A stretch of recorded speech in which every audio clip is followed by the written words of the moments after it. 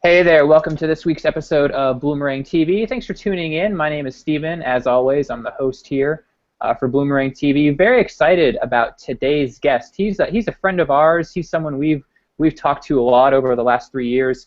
Someone paying attention to the retention issue, which we always appreciate. He is Jay Goulart. He is the co-founder and chief data artist over at NewSci. Hey Jay, how's it going? Steve, I'm doing great. Good to see you today. Thanks for the invitation. Oh yeah, always. Thanks for being here. Just in case some people don't know about you or NewSci, could you talk a little bit about the work you guys are doing over there? Sure. Well, just a quick little bit of background. I've spent just about 20 years as a front-end practitioner, as a fundraiser, and running those initiatives for multiple institutions, both here in the U.S. and outside the country. So that was a great experience, and like a lot of folks, we all evolve, and I've always been incredibly interested in data and what it can teach us and how we can capture it and how we can use that then to inform good strategy decisions. So myself and a fellow named David Lawson, who anyone that's listening that's been around the industry for a while will know him. We've known each other for a lot of years, never found a way to connect. And we found the third leg of the stool, a gentleman named Anand Mahakor, who has offices both in Boston and in Mumbai, who's really into the big data stuff and got into that sort of in 2008, before it was sort of a hip word. And so what we've done is we're really bringing and very focused on bringing a new level of analytics and big data analytics to the sector. And we're very excited. I mean, this has been a passion for ours, and it's always been for me of, just sort of information and how can we enhance the work that we do at our nonprofits and ultimately enhance the experience that our donors have. And we've also, at least in the short term, have the recognition of being the first organization to write an application on top of IBM Watson technology. Oh, wow. It's designed specifically to help organizations measure impact. One of the new, this new era of, and I know we're going to get into more donor retention and culture, but the new era of cognitive computing and the ability now for machines to read, and Watson to read natural language questions or natural language and then put together information. It's going to be an incredibly powerful tool to help us connect with donors and have them see what impact we are having with our mission. In our nonprofits, it's very difficult because our impact lives in studies and research and reports, and it's voluminous for many organizations. Right. So that's what we're up to. So thanks for letting me give it a little bit of plug. We're a bunch of mature folks in the industry with hoodie and flip-flops, so we're feeling pretty excited. That's good. I know what that's all about, working at a startup, so you're in good company. And you guys are putting out really good content. You speak a lot, Jay. You blog a lot. You're talking about retention, which makes me happy because obviously Bloomerang's all about retention as well. But what I like about you and what I wanted to talk about is you kind of take a different approach, right? So when people talk about donor retention, you typically hear things like donor communications and maybe database usage and things like that, but you sort of talk a lot about organizational culture, which isn't something I think that comes to mind, naturally when you think of donor retention and fundraising. But as I listen to you and read what you say, it makes a lot of sense. So could you talk a little bit about the idea behind how culture, maybe your organizational structure, how people interact within the office, how that can affect your actual donor retention as it relates to fundraising? Sure, and if you'll permit me to sort of even step back, I don't know if you've read recently the book A Beautiful Question. One of the wonderful stories in it is about how institutions are somehow so close they don't have the ability to step back and look. So if we went macro for just a second, and then I'll drill in, but I think we're living the metaphor of what you've just asked me. If we would look at our sector as a culture and realize that we all, we sort of all talk the same language, we use the same things, the fundraising project hit in 2004. There were a couple of books, whether donor-centered or donor loyalty, written by Adrian Sargent, which came out in '04, and the donor-centered '03. Within all of that, this new level of knowledge began to happen. Right. But when you begin to have conversations or try to plant seeds in soil that isn't where it's not able to grow, right. It doesn't. So if we were to step back and just look at our own sector as an example, as a culture, despite all of the language, despite all of the conversations, you and I both know that the numbers aren't improving. Right. And so I think if we just looked at that, the lesson of the power of culture is pretty clear. Does that resonate a little bit? Absolutely.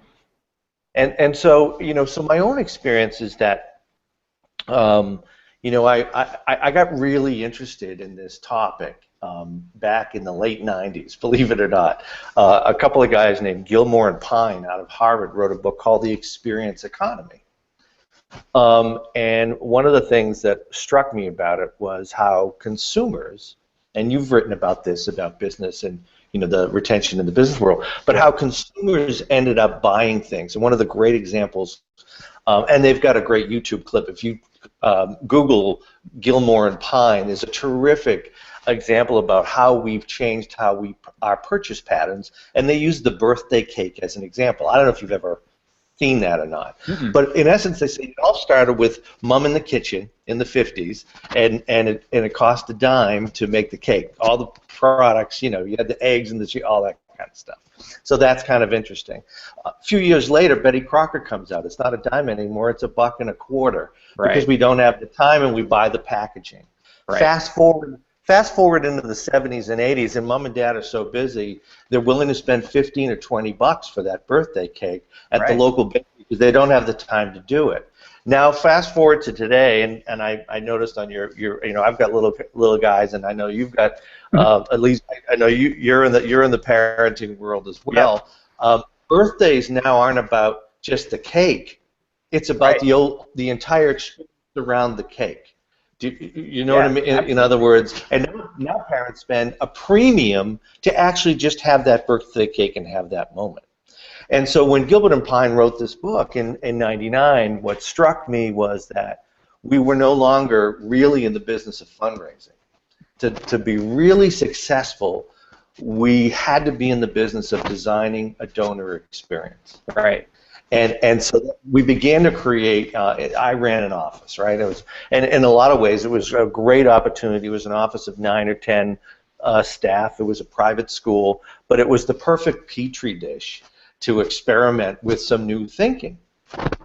After all, what could really go wrong? I mean, we were an institution that had some marginal success. But what we learned was that when we began to rethink what we did, and we turned our back, if you will, on what was considered at the time best practice, we saw incredible growth of not only the types of donors that we want, but we grew the length of time they stayed on our books by about 280%.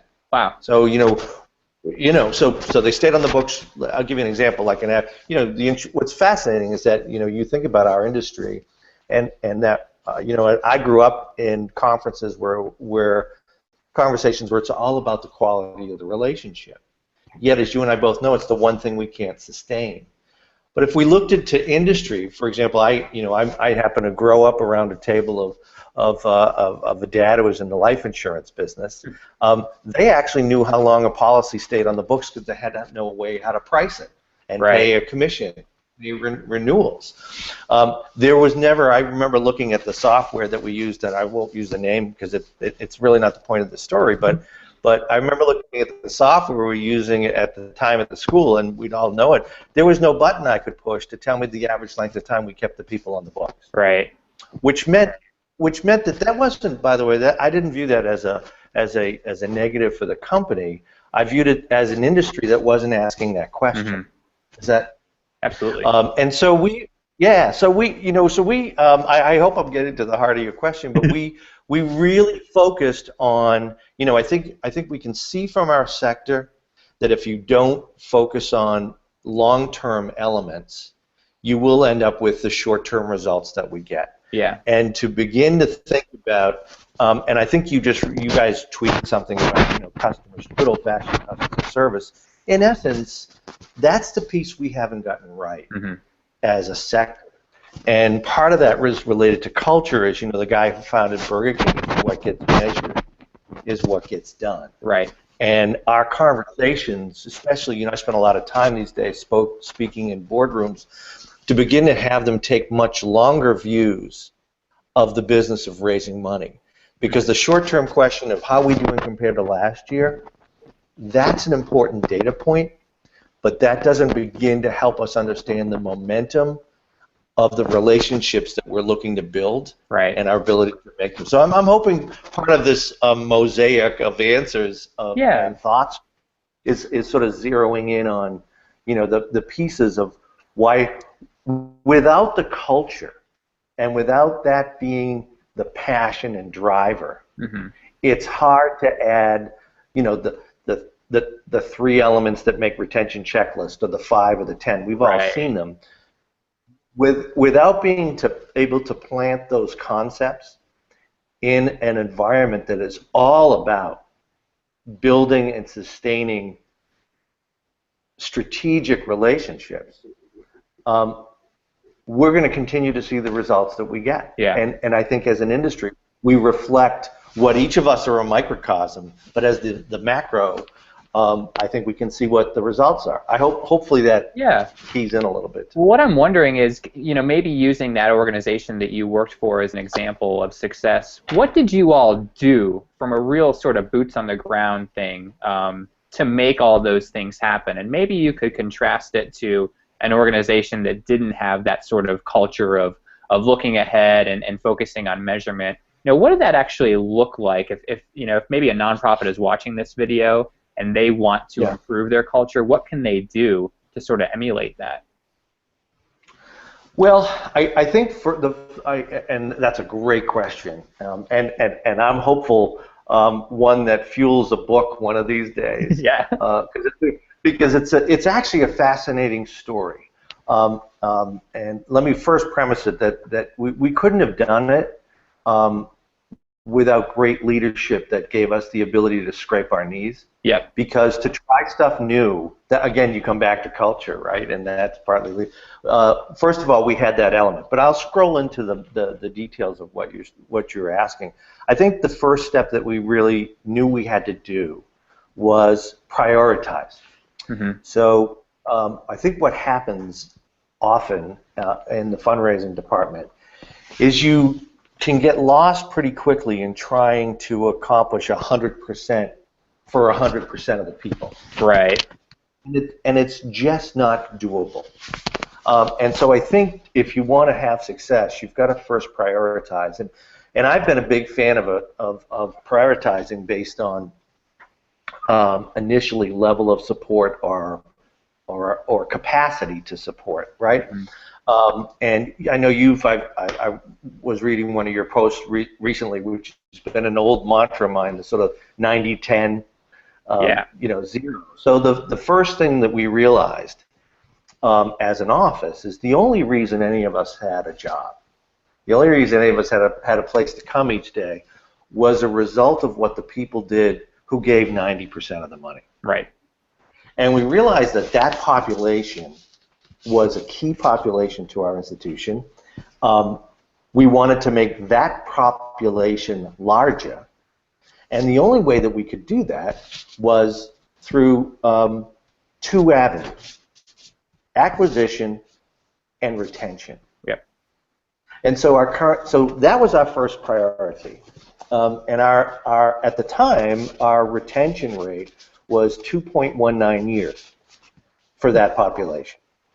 We grew it to over 8.5 years, and ultimately we also grew that population by about 300%, because we knew that we had to do 2 things really well each year. And the other thing we realized is that we again, back to prioritization, is that what you are interested in, Stephen, what I'm interested in, what Jay Love might be interested in, are all different things. And yet we had built a communications model that was about scaling to everyone. And so that we realized once you tried to create a piece for everyone, it wasn't for anyone.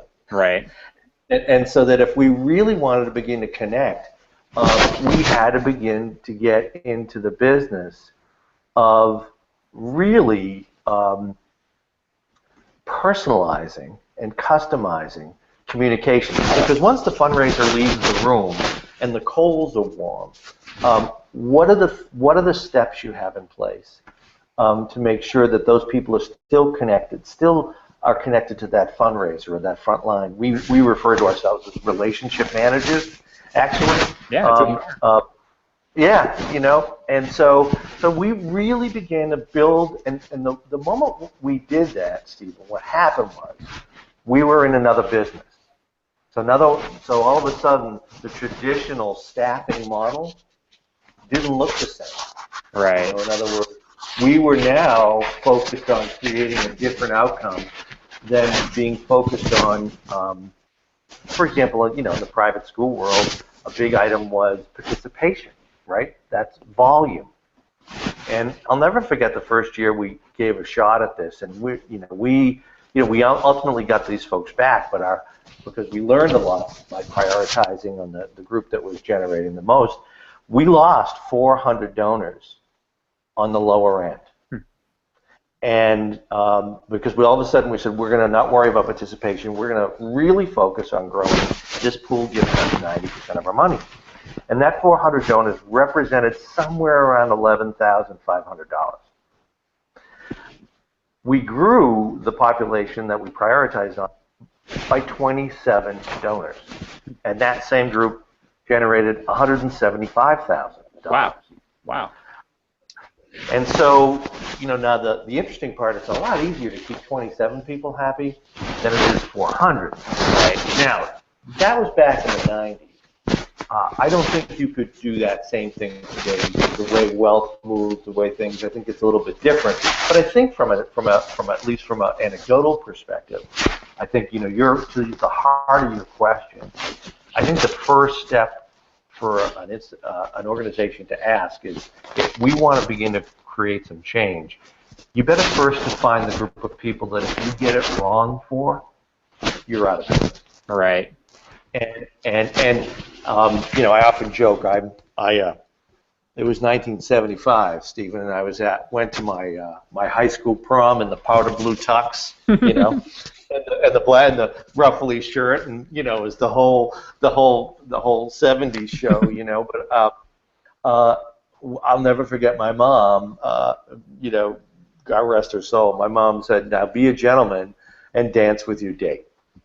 And so for our sector, our date are the group of people that are our most significant investors. Yep. And Pareto's law is alive and well. You and I both know that. And I think the first step to creating any sort of change, and even if a nonprofit wanted to experiment with a small group, make sure it's the group of people that you have got to get it right for. Yep. I love the dance with your date metaphor. I may steal that if you don't mind. No, absolutely. Please feel free. But it's true. I mean, it is. I'm sorry. I was just going to say, maybe a good way to wrap up is to say, you know, if you were talking to an organization who, you know, buys into everything you just said, wants to get started, but needs to take that first step, what would you say to that person, that executive director or board member or fundraiser who really wants to get this going for the organization and turn it around? Yeah, it's a couple of things. I think one, the first step is to prioritize, and you better know what your current success rate is with the people that are giving you 90% of your money. Mm-hmm. How good are you at acquisition, and how good are you at maintaining those relationships? Now, if you got up to the leadership level, the next question you have to ask, you know, you've got to know what has been your success rate. I can't tell you the number of organizations that I talk to now have absolutely no idea. what their renewal rate is for donors, or their retention, the longevity of keeping people on the books. If you don't know those things, you don't have any way of reconciling any strategy, right? So, and I think the other is we are in an era of incredible sameness, and you and I could draw. And I learned this. I was a big fan of reading Tom Peters. I don't know if you've ever read Tom, the management guy, and he wrote a great book called The Pursuit of Wow ages ago, and it was interesting. And so you and I both know that we could go out and get feedback from our donors at all the different segments, and we could hypothetically draw a line of what their expectations are. Right. The problem is what will keep them around is what's beyond their expectation. It's above that line. Right. And which means they can't tell you what it is. Right. So the skill sets that are required in today's marketplace to be incredibly successful are really being able to ask to get to know donors in a new way that we've probably never done. I sort of look at it this way. There's this intersection of three things. There's the backstory behind a donor. There's the evolving story, which is another circle of who a person is looking to become. And then there's the intersection of the impact of the mission of the organization. And I think our challenge today is to be able to understand where people are coming from, but also each of us has our own running narrative of who we believe we are and who we want to become. And so the skill sets that sort of got us here won't take us beyond. Right. And I think so the other piece is, prioritize, know what your own math is, and then have the courage to have a blank slate. Small organizations can do one thing. A big organization would be well served to take a population and hire people who have never done any fundraising in the past and ask them to build a model. They wouldn't build what we've got. No. Have used for the last 40 years, Absolutely. 50 years. So I think it's a fascinating time. It's a fascinating time for folks like yourself at Bloomerang to be focused on the right conversation and providing tools. And I think that I loved your session on how do you weed through? I mean, that's the next. How do you weed through who knows their stuff and who doesn't with all and that's the skill sets today to run a successful office probably aren't the skill sets of what got a lot of us in the business in the 80s and 90s. Right. And I think prioritize courage to ignore the pack, and realize that if you're not sustaining the relationships that you truly value or have the ability to really advance your institution, how could you make a case to keep anything you're doing in place? Right. Makes sense. Well, Jay, this was awesome. Great advice. No surprise that was the case. Where can people find out more about you, follow you online, read more of your stuff? Because we want to keep this conversation going for sure. Oh, you're a good guy. Thanks. Well, certainly at Jay Goulart is my Twitter handle. You can find us at newsci.co, newsci.co, and we're out on the circuit like yourselves, and I look forward to our paths crossing. It's always great to connect with a fellow Massachusetts folk. And so I appreciate your time and the invitation, and it was great to participate with you today. So yeah, this was a lot of fun. Great. We'll link to all your stuff. Check out Jay. You got to follow this guy. If you see him speaking in your area, buy a ticket to that event immediately because super smart. He knows what he's talking about. So Jay, thanks for joining us. Thank you all for watching. We will catch you next week with another great conversation on Bloomerang TV. See you then.